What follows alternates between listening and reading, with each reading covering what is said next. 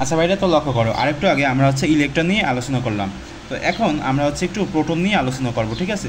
তো দেখো, প্রোটনের ব্যাসার্ধ কী হতে পারে? ব্যাসার্ধ কি? ব্যাসার্ধ হচ্ছে তোমার 1.4, এগুলো কিন্তু প্রায় 1 গুণ 10⁻⁻15, এখানে কী হবে? মিটার হবে, কারণ এটা হচ্ছে তোমার ব্যাসার্ধ, মানে দৈর্ঘ্যের একটা বিষয় আছে সেজন্য। আচ্ছা, তো গেল। এরপর কি আসে? এরপর আসে তোমার চার্জ। আচ্ছা, এটা বলতে পারবা যে তোমার এই যে প্রোটনের যে চার্জ, সেটা কি ধনাত্মক নাকি ঋণাত্মক? দেখো, আমরা যদি এখানে একটা চিত্র আঁকি, দেখো প্রোটন কোথায় থাকে? এখানে থাকে নাকি এখানে থাকে?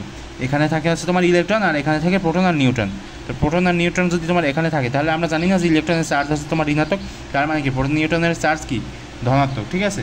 সেহেতু প্রোটন আর নিউট্রনের চার্জ ধনাত্মক না, আর কি প্রোটনের চার্জটা শুধু ধনাত্মক, ঠিক আছে?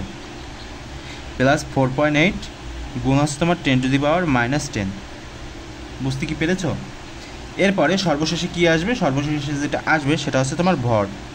তো প্রোটনের যে ভর সেটা কত হবে? 1.67। এটা হয়তো জানতে পারো যে 673, অনেক আগে থেকেই হয়তো মুখস্থ করে আসতো যে 10⁻⁻27 কেজি।